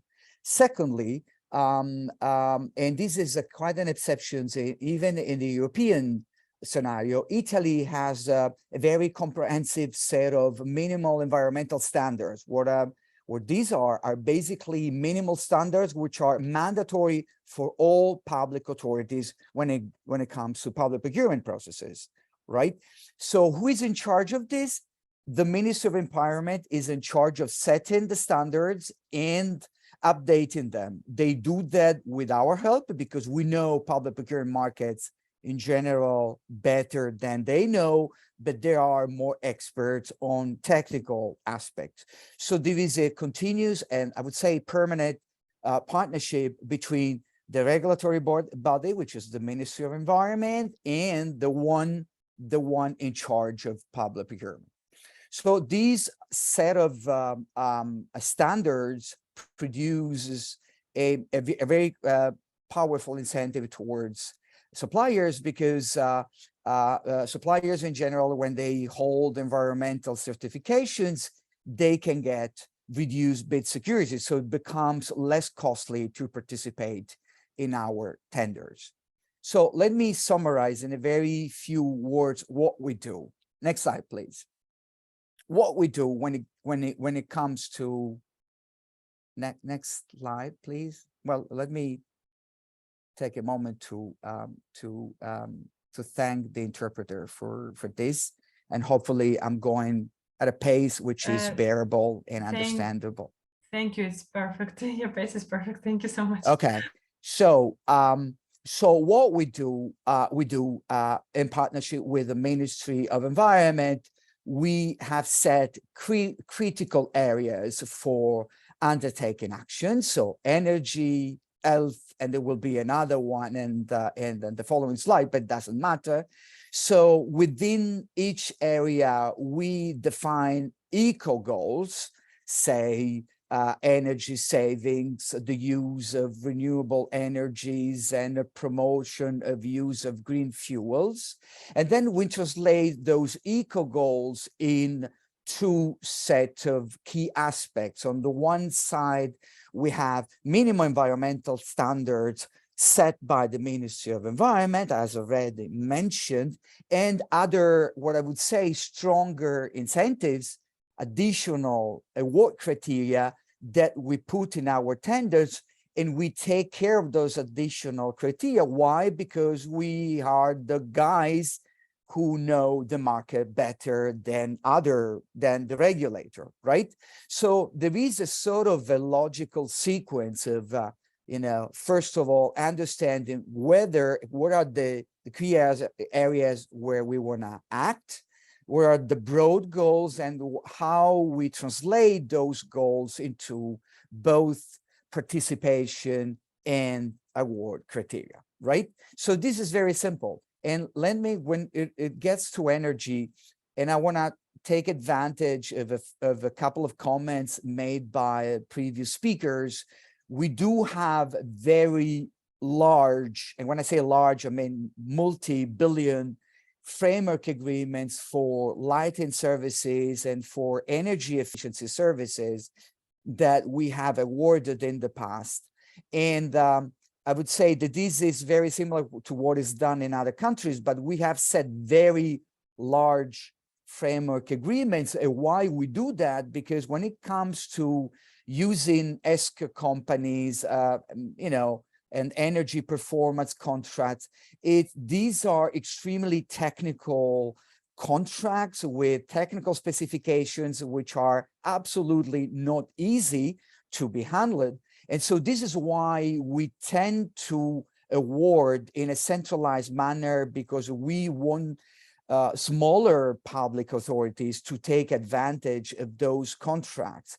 And if there is a problem in Italy and in many other countries, is that smaller public authorities are in most circumstances unable to handle very sophisticated contracts. Okay, so we can go to the very last slide to sort of I'm already in a position to leave you, well, metaphorically, with some takeaways. Not next slide, please, but the very last one, please. waste. I'm fine with these. The next one. Okay, so if there is something that comes out of a very, even a 5-minute presentation, but it's really I would say the most salient feature of the Italian system is there is that both regulation and incentives are used as complementary tools for pursuing a sustainability strategies through public procurement. Regulation is basically setting standards, minimum environmental standards. We contribute to that, but it's really the business of a particular institution, which is the Ministry of Environment. We complement that by attempting to pushing the market to pursue gradually more and more ambitious objectives. Okay, so complementarity between regulation and incentives. Secondly, I've pointed out that there are items in which, when it comes to externalities, CO2 reductions, waste reductions, demand aggregation may play a crucial role, because if your bundle needs together, you are in a better position to evaluate externalities. Smaller public entities normally do not take properly into account the positive impact of reducing externalities. So this is why having large purchasing tool like framework agreements is quintessential to correctly assess the value of reduction of negative externalities. And thirdly, this is a very important, I mean, this is a journey that cannot be undertaken by individual authorities alone. I mean, this is something that requires a very comprehensive and collaborative approach. In our case, this is done by using what I would say the biggest institutions like the Ministry of Environment, the Ministry of Economy and Finance, the national centralized procurement organizations.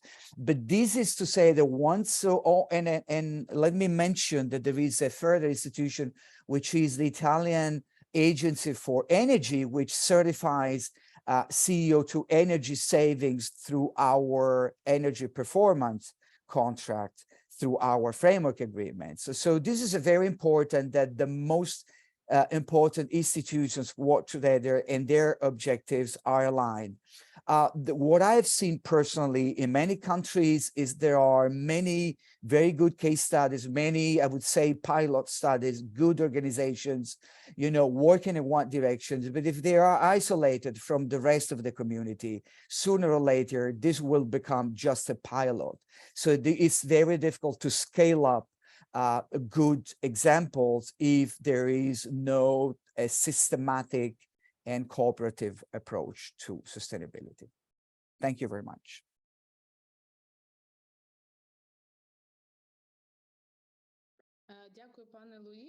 Thank you so much, Mr. Luigi.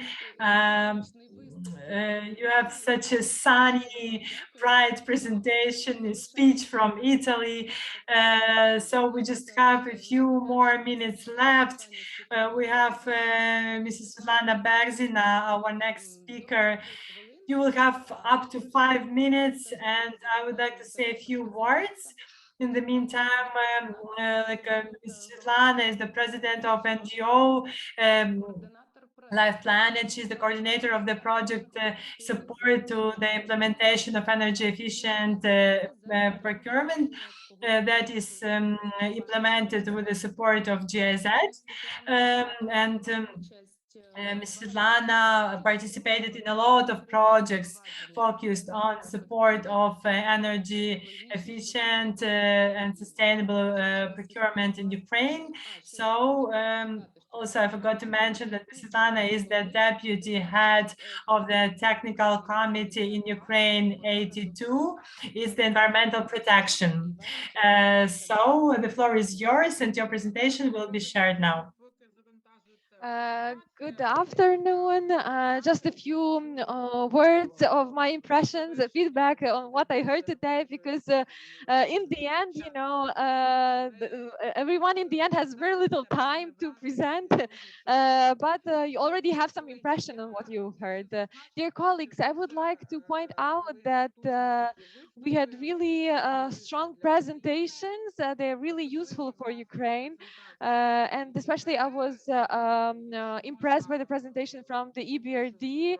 If possible, I would love to communicate outside today's workshop also, because we do a lot of similar work, so it would be good to have the synergy with between our projects. And regarding the Prozoro market, um, we have done a lot of what was presented by the European colleagues, in particular the development of the database, development of these separate fields in the Prozoro market system that Natalia Shumko was saying. We still have a lot planned to be done, but in order to implement the green procurement procedures for green reconstruction, with except for the legislation that allows to carry out those green approaches in public procurement and tools for the clients. But the synergy between the ministries is really important, and the understanding of this approach at the political level, because without the understanding at the political level, nothing will move actually, because the leader in public procurement is government here, and the Ministry of Economy and the sectoral ministry's role is really very important. And when we see this in practical steps for reconstruction, now we have the Agency for Reconstruction of Ukraine that is already carrying out public procurements for on the technical documents for reconstruction.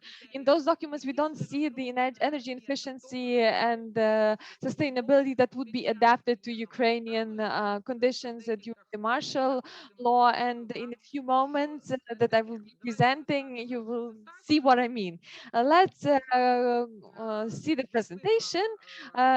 So it's very important to see which procurements, what they mean. We know the application in Europe, understanding of energy efficiency and public procurement. These are very important topics, very important for Ukraine. And if we have some conclusions of Ukraine, of today's event, is it would be very important to finalize that in some legal acts, because the terms that you see on the slides, these are the stable things, and they are applied by the international system and used in the EU legislation. Our activity is in the adaptation of environmental requirements to different products and services recommended by the EU Commission, in the set of criteria recommended to define requirements to the products. And we have now developed all the packages, even more than was recommended by the EU Commission. And we, by doing that, we look at the practice of different EU countries, in particular the Western European countries and Scandinavian countries. They have really high culture of green procurement. I will say green procurement because they cover the notions we talk in the framework of EU legislation and recommendations, and energy efficiency in procurement and the sustainability. So the green covers everything.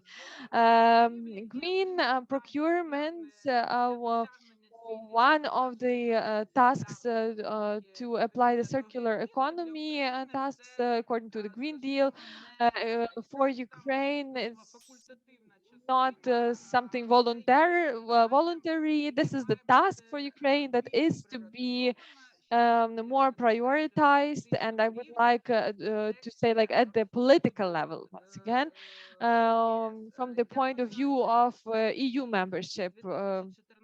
As an expert who works since 2014 at the national and the international levels and studying the international experience, the priority of this topic is not enough yet, and we still have to work on it. The important role in the work on this topic would depend, would be on the work of organizations, national and international ones, that would participate in the reconstruction of Ukraine. For example, if they require to apply the such criteria of energy efficiency and this green criteria for reconstruction of Ukraine, it would help much more to implement this approach. You can see now the document that defines as one of the tasks the implementation of green procurement. This is the national plan of implementation of activities to achieve national environmental policy tasks. And in Ukraine, this national environmental policy and the tasks are approved at the level of legislation of law. No policy, no strategic initiatives are adopted by the law. This is the exception, because for no other field this is done in Ukraine. So this is very important. A very low level of synergy between the ministries. I would like to highlight that it shall be improved. It's not that I'm criticizing, this is just the resolution. These are the topics that we have to improve. Some steps have been done. We had some meetings, participated in those meetings between the Ministry of Economy and Ministry of Environmental Protection, but this shall be a systematic approach and kind of a bureau, like a organization, shall be created for solving all these topics, and one of the organizers shall be one of the ministers, for example, and we can work on this with the Ministry of Environmental Protection, so maybe they can initiate the work of such group. That this is how it's done in the EU. It's very important that the clients have the possibility on the ongoing basis, not depending on whether there is a technical support project, so that they can ask for advice on application of the criteria on more effective procurement, taking into account the indicators of energy efficiency, of eco characteristics. As you see on the slide, the law allows to do that, and we can apply the ecological requirements at the stage of forming the technical specifications or in non-price criteria, as was mentioned by Natalia before. No time to go through all the law requirements. I would like to say that very important, last year we got the law on energy efficiency that has a full article on procurement of energy efficiency products in the field of construction, referring to standards and marking. I would like to point out that in Ukraine we have basic standards acting, ecological standards can be applied in the public procurement field, and we have ecological marking program acting as well, that is built on the same principles as the EU program. This program has the international recognition, national accreditation, products that are certified. They are the products are verified at different markets, because this is the international standard ISO 14424. Unfortunately, not so many people know about this, because the ecological marking standards are recommended by the EU, and they specify whether the products are green or not, like organic standards for food. For that, we developed the methodological guides for school reconstructions. As you see this QR code, and the next slide. This is for kindergartens. All the normative basis is updated there. All the legislation, how to formulate the terms of reference and specifications in order to build, construct this building that would meet all the requirements, green requirements. We have to understand that there are such standards in the world, green standards, and they are used in the public field, even though the standards may be voluntary. At the site you see the certified construction site. This is the kindergarten certified by the through the standard Nordic standard. It's all available through the QR code, all the information. Now the work is ongoing on the standard that would define the criteria of greenness, let's say energy efficiency. The approaches will be applied according to the international standards of sustainable principles 21 129. It will be developed by our technical committee, defining the criteria and the life cycle criteria for different buildings and structures. We started working on standards for public buildings, and in September we will present the standard that is financed by GIZ, this development. I would like to draw your attention to the fact that the ministry is also participating in promoting of green, in promotion of green public procurements. We will talk to them about growing the potential in communication and cross-sectoral communication and interaction. We still have a lot to do, and what I mean, all these materials, they are published simultaneously at the Ministry of Environmental Protection and at the website of Prozoro. And the Infobox Prozoro website is the online kind of manual or guide, which is very useful for Ukrainian procurement experts. And for this year, we still have a lot of plans on the improvement of all those information tools. Just a few words about the voluntary standards for products and services and construction sites. They will increase the requirements necessary for all the operators of the market. This is the principle of all the standards, and unlike the standard 14001 or EMAS, these standards define clear indicators that the product shall meet in order to be considered ecological in its category. This is how all the ecological marking systems work in the EU and worldwide. I would like to point out that Ukraine is an active and leading member of the global network of eco-marking that is promoting the development of standards, working together with ISO standards, the standards of eco-marking of type 1 that define the general eco-prevalence. These are the top standards when we talk about the different sides of eco-parameters of products based on life cycle. Also, in the field of green public procurement, you can use the marking on eco design, energy marking, and so on, depending on which categories of products we're talking about and which targets we have in procurement. We have a huge problem in implementation of approaches, which is, first of all, the unwillingness of clients to change, meaning to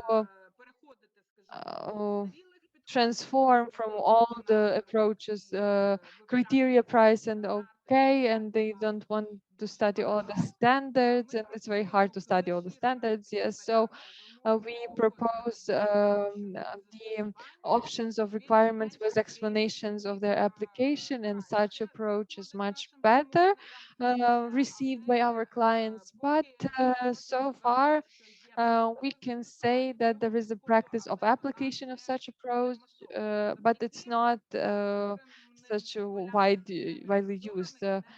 Thanks to those separate uh, marking of Prozor system, we can then see how many were marked as green or eco ones, how effective they were, how effectively they were assessed according to the requirements. And as the outcome here, we can have the practical support to the client step by step.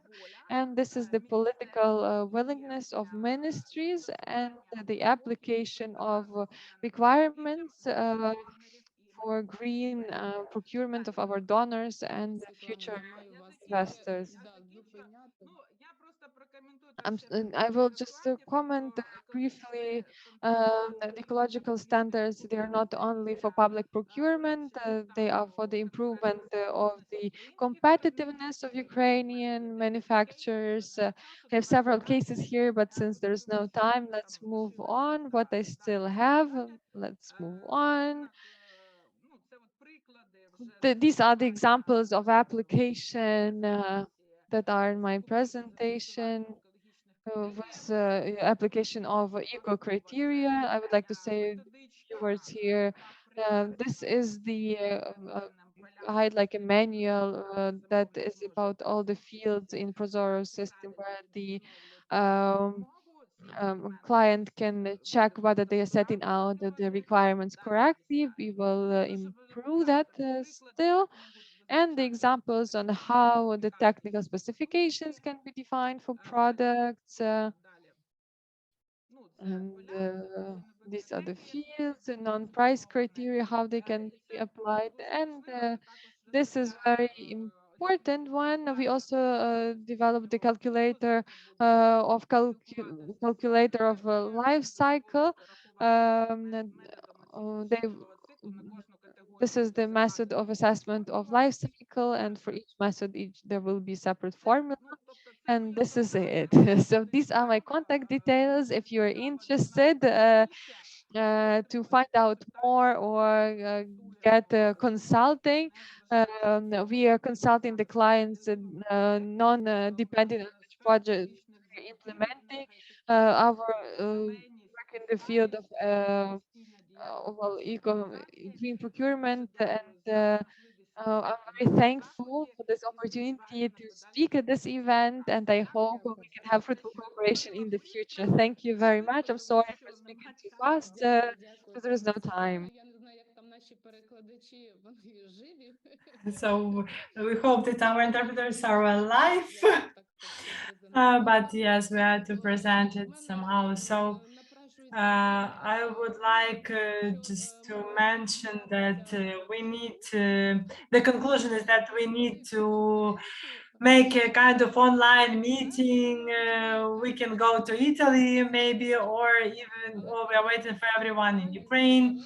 But the need in these discussions with international partners is huge, is very important, and we need more time in order to discuss all these important issues, because all these issues are very current, up to date. We need to identify priority areas, we need to prepare a roadmap, and I do not remember who mentioned it, the synergy, yeah, I've mentioned it, sorry, but the roadmap is already developed in the framework of our cooperation with UNEP.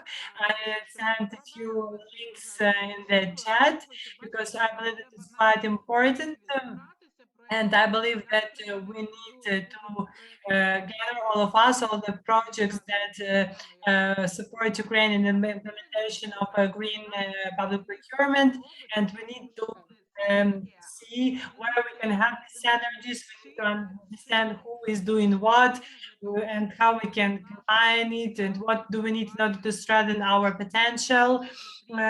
Because a lot of projects are doing a lot of different things, and quite important experience and practice that our European partners have been sharing with us. Of course, it's very important, but also the practical implementation is also incredibly important, as I heard a lot of things that were very interesting, but some of them were overlapping ones. So this is a very burning topic. So, Mr. Stefan, you can see what kind of discussion we are having. So it's really very up to date. So, Mr. Stefan, we are very grateful to you for giving us this opportunity to have this discussion, to listen to the international experts. So thank you so much for this opportunity, and I do hope that of course, it's not our last event. We would like to schedule more workshops, but now we need to think about, let's say, other events, and it would be really great to conduct them in offline format. So sorry for being out of schedule. I would like now to pass the floor to Mr. Stefan, so he would conclude this meeting. I'm very grateful to all of you. So the floor is yours, Mr. Stefan. Rita, many thanks. And many thanks that you give me another half an hour to summarize our webinar of today. I think it's an impossible task to summarize and conclude, but I really would like to thank all the colleagues that have intervened, and I'm indeed very happy to see this passion for sustainable and green public procurement, which doesn't really sound at first sight like a very exciting type of topic, no? But I think our experts have shown us how impactful and how important this is, and I think the passion has sparked over from them to all of us for sustainable and green public procurement. I think is really a game changer that can help to make this transition to a green recovery, and not just a recovery like in the past, or reconstruction like it was before, but towards a different quality and dimension of a green recovery. So I think it's a very important opportunity that is ahead of us, and of course was very insightful to see what Jose described us in terms of the logic of sustainable public procurement and the different dimensions, or what Samira hinted to us with all the guides and the help desk and the procedures and the good practices and so on that is already available. And I think that's also one thing that we would like to do, to bring together all these different tools and build on all these different tools and initiatives that already are out there, and some of which already are operational in Ukraine. And what Dorina from the EBRD told us about public procurement and digital transformation, I think this is indeed a very important link, and these various initiatives or interventions within the Green City initiatives, I think is giving us a very nice idea of how one can make this impactful.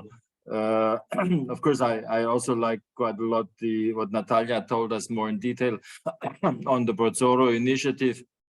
I think this is something that is certainly of very big importance to us, and can be a big reference of what works, and because in a way we want to capitalize now on what works and has already found a good resonance with development partners. I think what Gianluigi told us about Italy is, I found very interesting, this working at national and regional levels, supporting local authorities that in a way are maybe not well equipped to handle complex procurement processes, and in a way one helps them to aggregate and bundle demand. I think that is a very interesting aspect that we should certainly have in mind. this decentral type of procurement where we have to help many local authorities. And then I don't want to summarize what Svetlana told us now about their project. I think that's something indeed that merits a bigger follow-up and a discussion. So in a way, I just want to thank you all for this very insightful seminar. I think it's something that that has given us a lot of food for thought, and and certainly will also inspire our next seminars that we will do in September and October on more specific areas like construction materials, but also then on conformity assessment service. So again, many thanks to all of you. It was a bit longer, but indeed the topic is just so rich that it's hard to compress this into little time. So I don't want to make it even longer. Rita, again, many thanks to you and to Alexander and the team. Many thanks. Bye-bye. Дякую, пане Thank Штефану. you so much, Mr. Stefan. So 2.5 hours went like 1 minute. Probably we need 3 more times of 2.5 hour meetings and more than 1 meeting, definitely. So thank you. I would like to thank all the speakers. I was very happy to see all of you. Thank you so much for your presentations, for your speeches. I would like to thank each participant of this webinar. I do hope it was efficient, it was fruitful, and there were a lot of ideas now regarding the way we can proceed forward. And I would like to say thank you separately to our UNIDO team, because UNIDO team has worked a lot in order to implement this event, to make it happen. Thank you very much for our work, our cooperation, and also I would like to thank my team, our IT support that did everything possible and impossible, so that our today's 2.5 hour went in a fantastic way. It's my beloved word, and I would like to thank to Julia and Antonina for your interpretation. I do not know how did you manage to cope with the pace we had, but I know that you are very good professionals. We love you and thank you very much.